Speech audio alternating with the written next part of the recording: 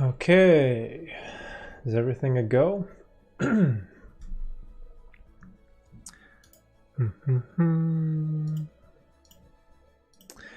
Alright guys, welcome to the 19th Ask Me Anything live stream.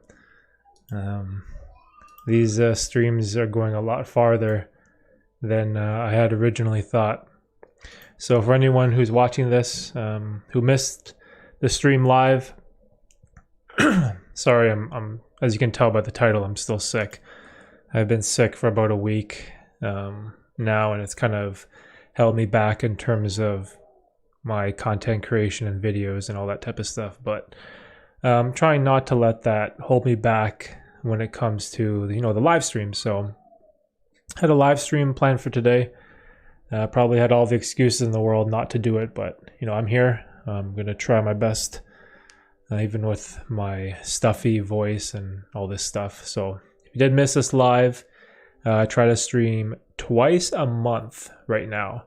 Usually on a Saturday or every other Saturday at around 12 noon Eastern Standard Time. And sort of the whole purpose of this streams is to just give you guys a gateway into connecting with me in real time, and I always felt like whenever I found like a creator that I really enjoyed or resonated with on YouTube, I always wished that they streamed live, so I could kind of build a deeper connection with them, ask them questions about things that I was struggling with or things that I think that they could give me advice or help me with. And I don't know, just because I've always... This is always something that I've wanted from other creators, so I figured why not do it myself. So that was the original inspiration behind this. Oh, whoops! Visibility unlisted. I got to change that. So anyway, for some reason this happened last week too. By default, the stream was listed as unlisted. Okay, so anyways, I don't know if you guys caught that, but just a super boring intro. Where's my phone? What happened to my phone? Oh, it's here. So we'll give people a minute to come on through. Okay, good. So it did go live. So like I said, purpose of the streams for you guys is, to give you an option, to kind of connect with me in real time, and have like a chill session where we can just talk about various things. But for me, this is also beneficial for myself because it's a form of content creation that is extremely difficult and uncomfortable. Like when I created this YouTube channel, I had no intention of becoming a live streamer, or I never had any intention of doing live streams on the regular. I just figured, I do it once in a while for fun, but I'm someone who believes in doing uncomfortable things, doing difficult things, and and challenging yourself, and always growing and always learning and improving towards whatever aspect in life. And that's what this is, right? This is a challenge. This is extremely difficult, and I always try to remind myself of this, like do the live stream. So even though I'm sick and I don't have the most appealing voice to listen to right now, I'm super congested and just stuffed up and all this stuff, but like I said, push through, right? Push through it, push through the adversity, and do the task that you have every excuse not to. So I grabbed some tea. Oh, Lauren, what'd it do? What'd it do, fun guy? Are you back on the Twitch streams? I saw a notification that you're playing, what's TFT? Is that team fight something? Tactics? No, team fight. It's like League of Legends or something, right? Oh, man. Super sick.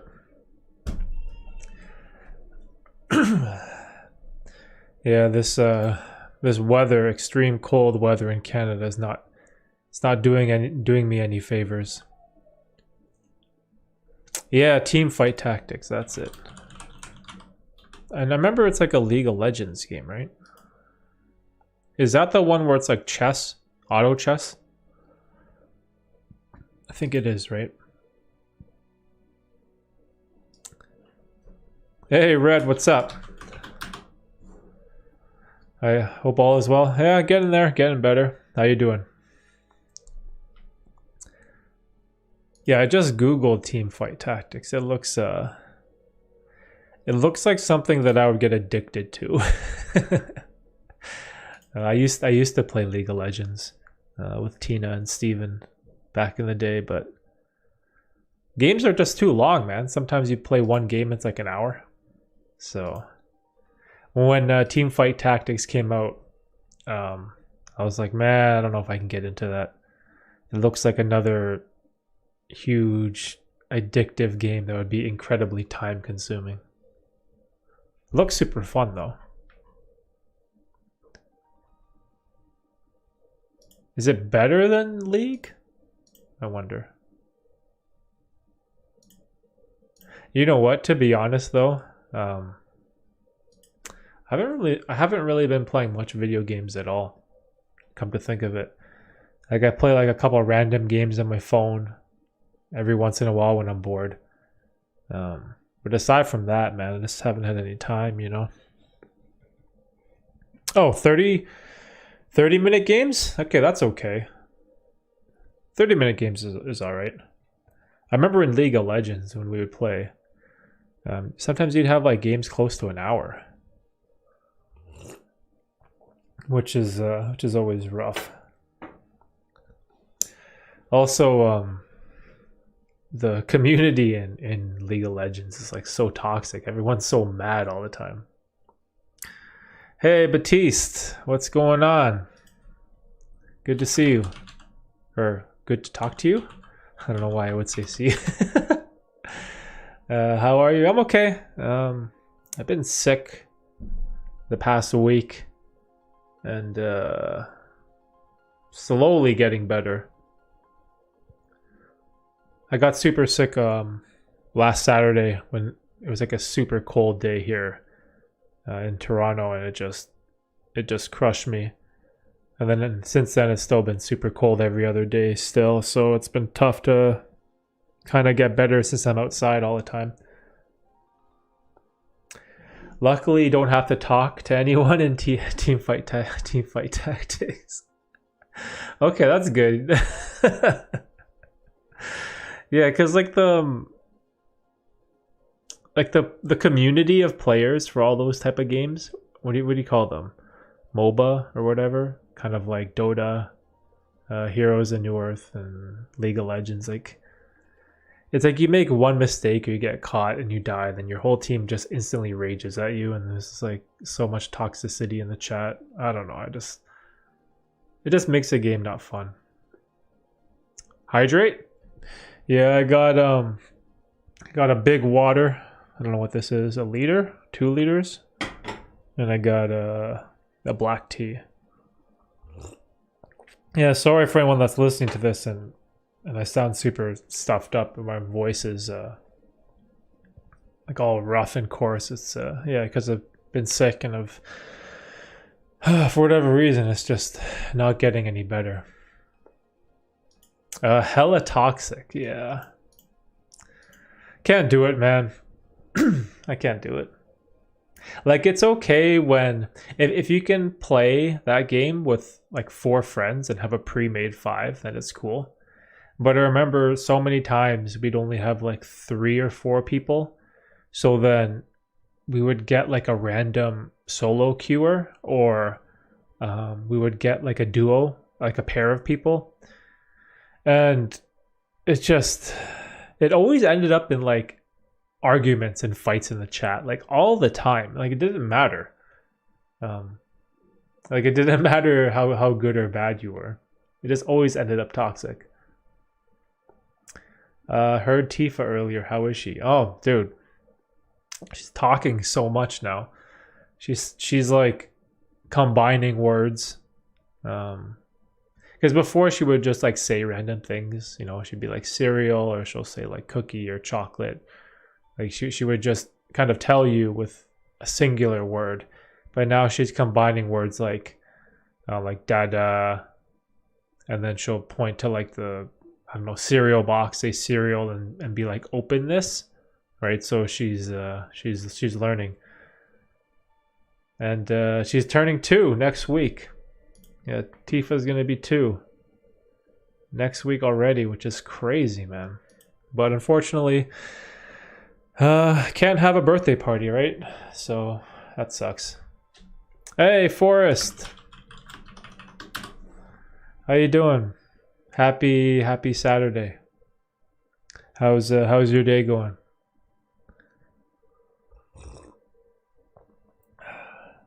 Always happy to hear from you. Sorry, I'm probably going to be coughing a lot. That's just why I stick to single player RPGs. Some players are crazy online. Yeah, I love I think single player RPGs were like my favorite games growing up.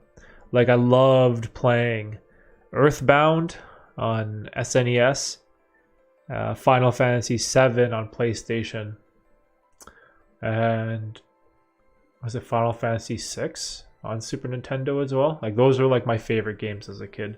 Just like single player RPGs was always my favorite. Egg, a big egg. Yeah, Tiffany's obsessed with eggs and eyes for whatever reason. Batiste, the work was pretty intense this week and a lot of sports. Tuesday night I was going back home from a small party and 2 guys tried to attack me. Whoa, really? Are you serious? What, did they like jump you or something? Did they like try to steal something from you? You alright? Well, he said tried to attack me. So I'm assuming they failed and you got away? Man, whenever you get in those like altercations, like the best decision is to always just get away from people, you know, run away. Like regardless if people call you a coward or whatever. Like I have no interest in getting into like physical altercations with random people. It's just never worth it, you know. But that's so messed up though. Like two guys tried to attack you. Like how cowardly is that? 2-on-1. Hope you're okay, dude. Mostly okay. All right, good to hear, Forrest. I always enjoy talking to you guys. Oh, there's a question. How do I say your name? Wale Dahir. Calisthenics or weightlifting for aesthetics? Oh, you know what's interesting about that? For the longest time, I was strictly weightlifting. Like when I got into physical fitness and exercise and all that type of stuff, and I actually got super interested into the whole bodybuilding world. For whatever reason, that type of stuff intrigued me. I always loved reading the scientific articles about hypertrophy and muscle gain and diet and macronutrients and all this stuff. Like it was a topic that I loved for a couple of years.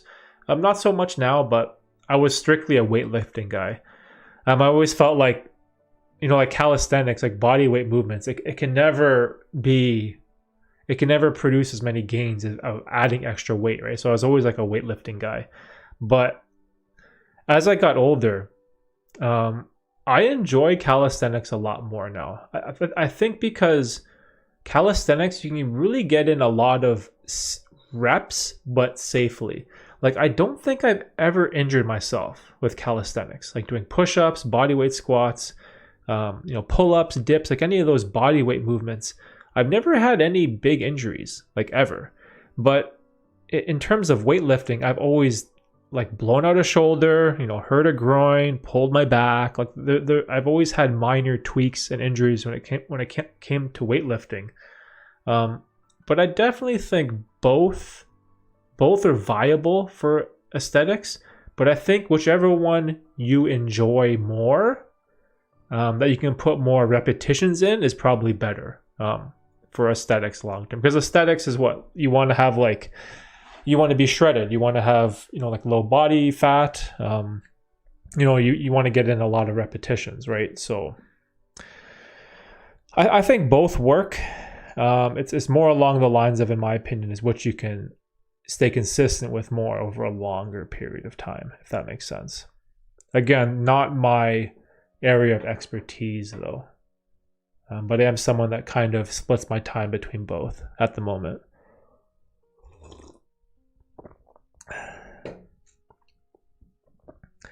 That's messed up. Unless you're the beast from the park, he would mess them up. The beast from the park. Raz the beast. I remember I saw that guy one time at a park near my house and then never saw him ever again. One of them was filming. Are you serious? I think they wanted to film while one of them punched me. I pushed away one of them to make him fall, and I ran away very quickly. Wow. That's smart, Batiste. Good job, man. Like, just get out of that situation. Like, it's never worth it, right?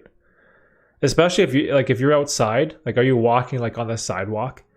Like, one punch, like one sucker punch, like one lucky punch, you can fall and hit your head on the concrete, right? And it could change your life forever. Like, those situations, like, just do whatever you can to get out of there. But that's so messed up. One guy was filming you while the other guy tried to punch you. Bro, that type of stuff makes me sick, man. Like, don't people have better things to do in the world? What are you trying to do? Are you trying to get on what's that social media account where there's always like public fighting? It's not Six Buzz. Oh, World Star Hip Hop, that's it. Were those guys trying to film like a video that would go viral on World Star? Jeez. It's like, I don't know, man. Some people, the things they do for clout, it just blows my mind.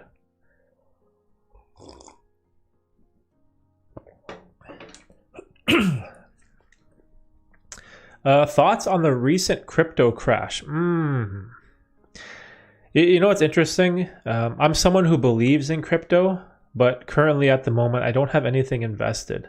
I made a video recently talking about my reasons for getting in crypto and my reasons for cashing out, which was, to buy all this camera gear and start this whole YouTube stuff. But crypto is something that I do believe in. I do believe in decentralizing banks from currency and, giving power to the people and a free market and, and all this stuff. But unfortunately, I don't have any money right now at the moment to invest or get back into crypto because we're moving, or at least we're planning on moving, or we're trying to move. So my assets are sort of in limbo right now. I'm kind of stuck, but I feel like crashes are normal, when it comes to crypto, and I feel like there's going to be a lot more in the future. It's probably going to be extremely volatile. It's something that the entirety of the mainstream hasn't adopted yet. So until that day comes and crypto becomes, just as powerful as the US dollar or the whatever you want to call it, stock exchange, I feel like there's going to be tons of ups and downs. But if you're in crypto, I think holding for the long game is probably a smart decision. But again, I'm not entirely sure. I don't have the best knowledge when it comes to cryptocurrency and NFTs.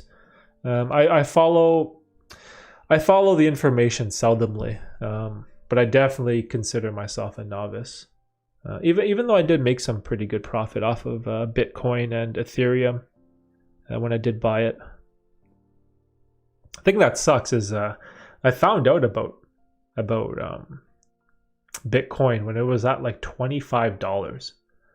And then like a bunch of my friends all told me just buy 4 Bitcoin for $100. And, they all did it. And I made fun of them. I'm like, what do you mean? Why would you buy this? Like, what is this stupid Bitcoin? You're going to waste $100 to buy 4 Bitcoins?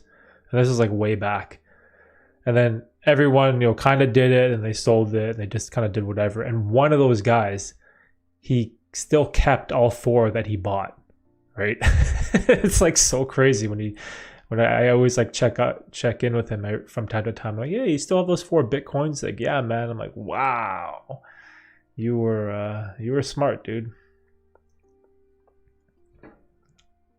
Yeah, world star hip hop.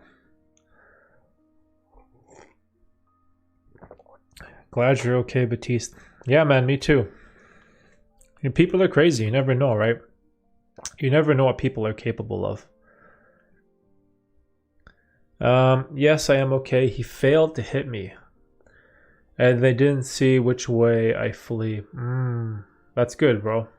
Good job, Batiste. Yeah, because like so many things could happen, right? Like if you get jumped by strangers, like you have no idea like what their intentions are. You have no idea if they have any type of training in mixed martial arts or boxing or fighting, or you don't know like what type of criminal background people have. Like people are like so crazy, right? Like imagine having the audacity to try to go up to a complete stranger and punch them. Like think about what type of person that is, right? Like think about what type of person you're dealing with, right? That's like so messed up. I feel you. My friend made 3 racks on an NFT I thought wouldn't pop off. Damn, bro. I was pissed. You know what? I feel like anyone who knows about crypto or who has dabbled in crypto in some point of their life all have a similar story. We all have that like buyer's remorse or regret of not holding or not buying more or not selling. Like there's always like everyone always has a crypto story. Like everyone's friend of a friend. Oh, I had 100 Bitcoins and I did this, or I could have done this, or I feel like everyone nowadays has something like that. NFTs is a pretty crazy one too. I know a couple people also that made like incredible amount of money off of NFTs, which is wild. See, this is like sort of like there's times where I wish I had some more disposable income, to diversify more like my savings and investments more. It's just the timing is terrible, because unfortunately for me, like I've been trying to move since last July. So basically about half a year now I've been looking at houses like every other week, going to showings. Well, I don't really have open houses here anymore, but like I've been seeing like so many properties putting in offers on places. And so like to be able to put an offer in on a house, I have to have available capital, to pay like the deposit and the down payment, and also like all my, like I can't do anything with any of my money. It's like all sort of stuck for the past 6 years. So, and every house that we've tried to purchase, we just can't do it. Everything is just so crazy. So heading out. Hey Lauren, take it easy, bro. We'll see you when, I don't know, when hopefully this lockdown stuff gets better. But have a good day. Have a good weekend, brother.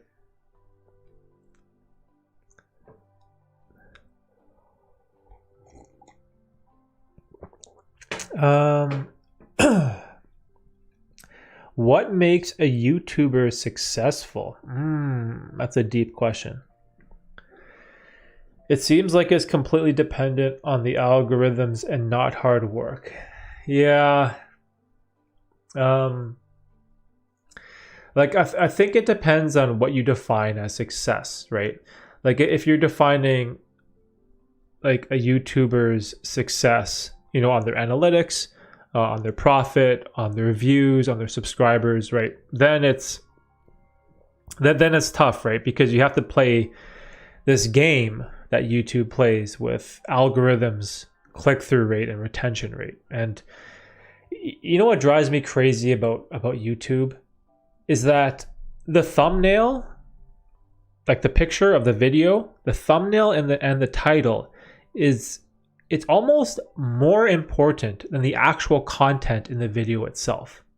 Like that idea alone drives me crazy when it comes to YouTube, because YouTube is huge on this idea of like your thumbnail having a high click-through rate, right? And your title needs to be interesting or captivating, or it needs to be like that clickbaity type of stuff.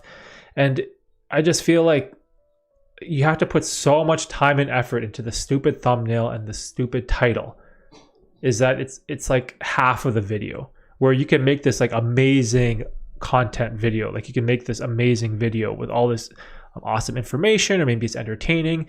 But if the title isn't captivating and if the thumbnail isn't clickable, then in YouTube's eyes, that video isn't any good.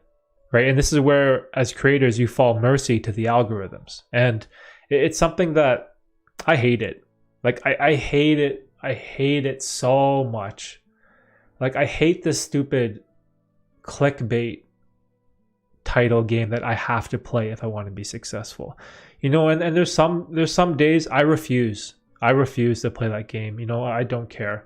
I put so much time and effort into my message, into my work, you know, into these ideas that I share, that, you know, there's some days where I don't want to play the thumbnail game. I don't. You know, I'll just post a simple picture of myself smiling, you know, and that's it.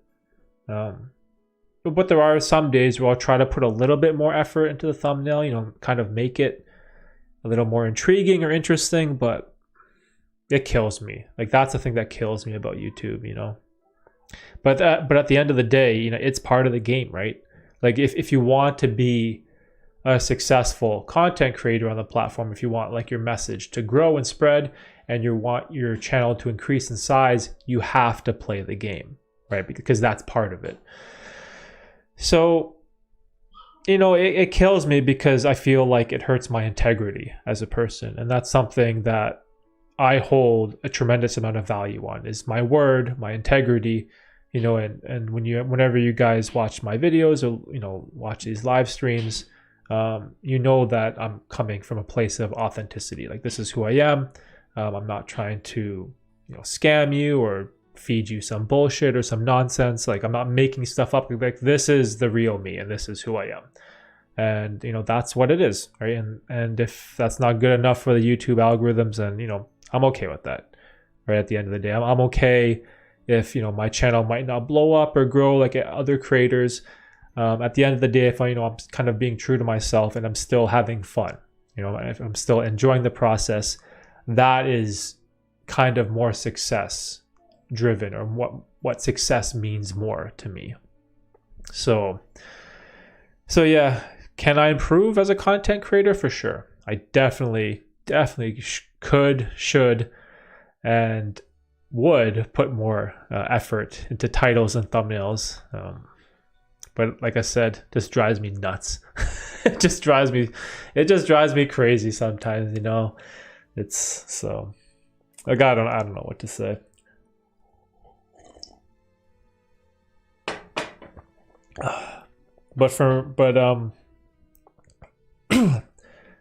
But the way that I kind of approach it is sort of like, this is fun for me. You know, I love doing this. You know, I love talking to you guys. I love discussing, you know, self-improvement ideas. I like talking about things that are happening in my life. And it's just like, I love cameras. Like, I just enjoy the whole storytelling and content creation process.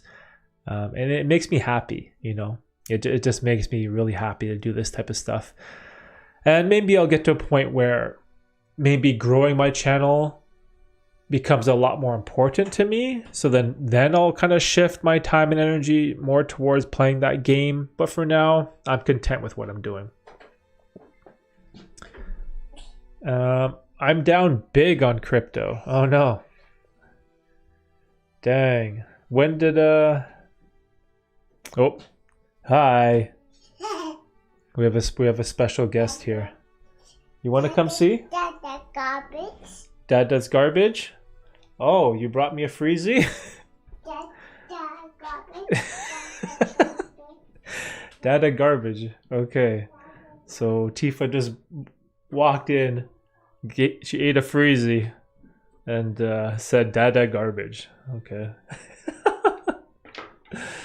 That's funny. Yeah, that was a guest appearance. She's talking so much now. It's wild. So for anyone that doesn't know, my daughter is she's actually 1 year and 51 weeks old today. Next week she'll be 2 years old. So that's gonna be super fun. We need this more often. You know what? I've thought about that a couple times. You know, like about my daughter just coming on stream every once in a while, or just having her in a YouTube video or something. But like YouTube has this thing where they don't like video footage of children. So that's kind of tricky, right? Also, it's like as a father, like, should you be showing your kids on social media? Like, people do it on Facebook all the time. They, share pictures of their kids doing stuff. So should I feel weird about my daughter being in B-roll shots of my videos? I don't know. Like, it's an interesting thing, because like I even made a video, was it last month, with like a bunch of pictures from my childhood.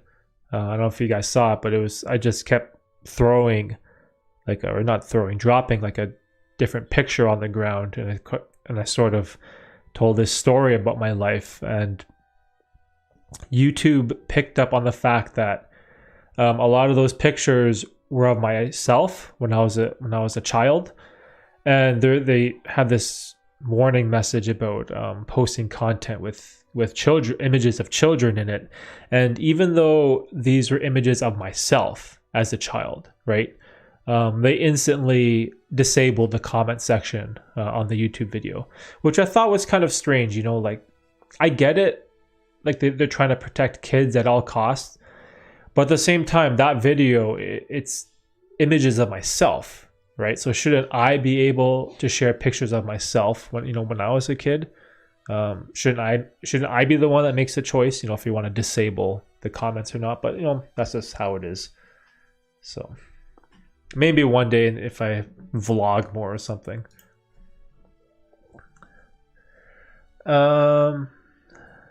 We need this more often. maybe I'll send you some snaps, Forrest, if I when I make my return to Instagram.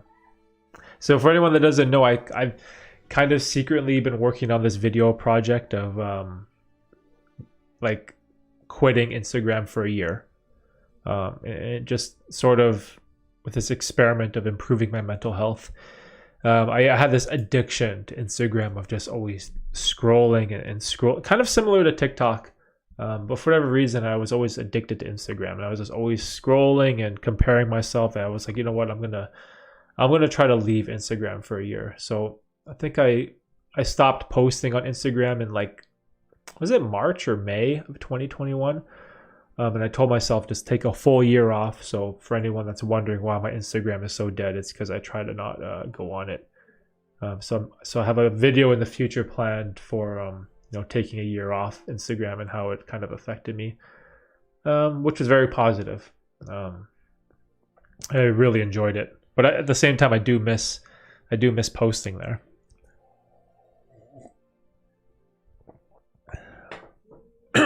Excuse me. I think some YouTubers know what is a glitch to explode on the YouTube or social media, but they don't want to become something they hate. Yeah, it's tricky, right? Like, there was this battle where I'm putting all this time and effort as a content creator, right? Like I'm producing videos. I'm doing this live stream. I have a podcast. I do, even though it's only once a month. I try to throw up a YouTube short here and there, and I started a newsletter and website. Like, there's all these things as a content creator that I'm investing my time in. So shouldn't I want to be successful in those endeavors and try to grow the platform that I'm trying to build, right? Like that is that's a big contradiction at the end of the day, you know, like, and I guess people call it selling out. Like, would you rather sell out and be more successful, or would you rather kind of stay true to the creation process and do things you love rather than creating for views? I don't know. It's this huge dilemma that content creators face, you know. And I'm sure it's going to become a huge problem for me in the future. I try not to think about it, but I know what you mean, Baptiste. I know what you mean. Yes, it was simple and genius. Oh, you liked it, Forrest?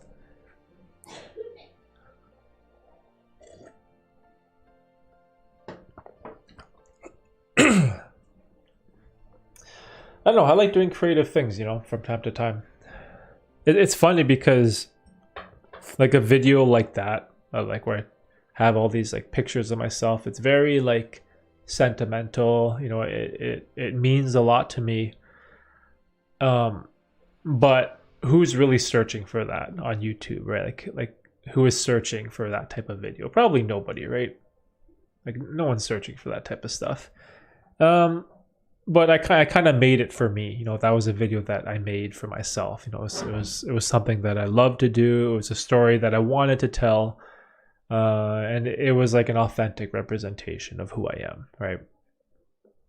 And so I think that was a video that I made, regardless of how well it would do algorithmically. I didn't really care. You know, if it didn't get many views, I'm okay with that. It was like a passion project, but YouTube automatically taking away the option for people to leave comments, that's what kind of bothered me, you know, because I love getting feedback from you guys, whether it's positive or negative. It doesn't really matter, even if the feedback is coming from a negative place.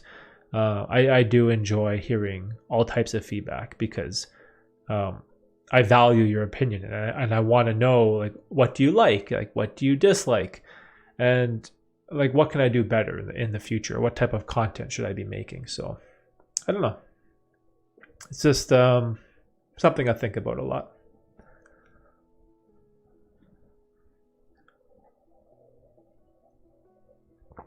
I've watched a lot of small content creators, and this channel is some of the best I've seen. The hard work will pay off soon, man. Hey, thanks, Red. Thanks, dude. Appreciate it. That's really nice of you to say. Yeah, it's been man, it's been a serious grind, you know. Like, I started June 2019, so we're 2.5 years into this thing, and I see why so many people quit on YouTube.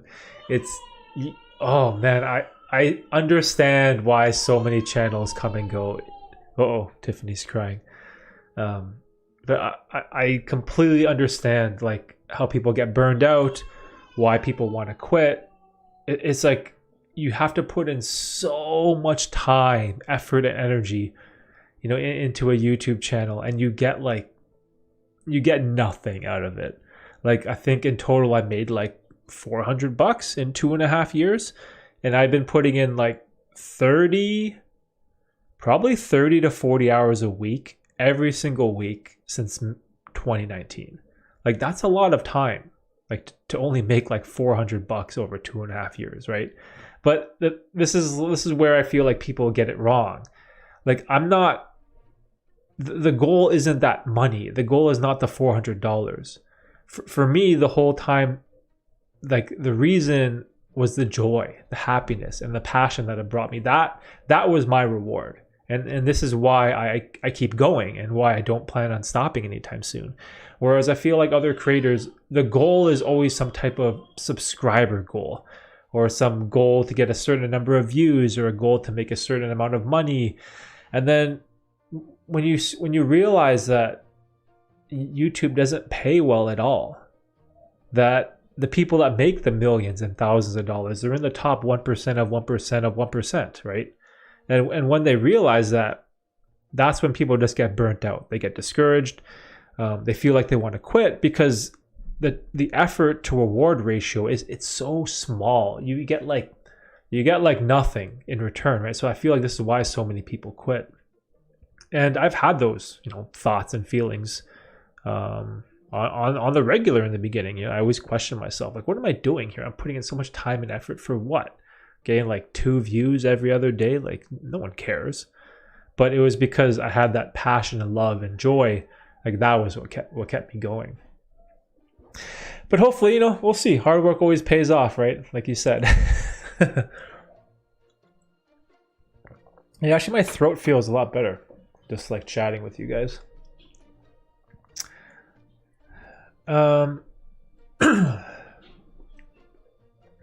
If you could change something on the platform YouTube, what would it be?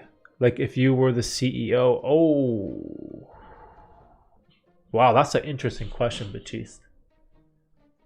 If I could change something on the platform, what would it be? I'd have to think about that. That's a good question. I definitely need to think about that. Wow. You know what? I'm super bullish on YouTube. This is kind of the reason why I do my live stream on YouTube and not on Twitch. Originally, I started streaming on Twitch for a couple months or weeks, and at the end of the day, I'm someone who believes in the YouTube platform. I believe in where they're going. I don't know if you guys see it, but they add all this functionality for streamers. They've been adding all these options and upgrading. I don't know how to say it. Upgrading like the ease of use, and they're also supporting like the shorts. And like I feel like YouTube is going to do everything in their power to incorporate streaming better. Right now, it's very strange. Like I don't even know how to find live streams. Like I don't even know how to find other people who are streaming. Like when I go to the YouTube webpage, like there's a tab on the side, home, explore, subscriptions, your subscribers. Like where do I go to find other people live streaming? Oh, here, there's a tab called live. So like I wish, I don't know. I'm sure they're going to figure something out, but I have faith in YouTube as a platform for streaming moving forward. I'm super bullish. But if I were to change one thing, I wish I don't know how you do it. I don't know how you give more exposure to streamers.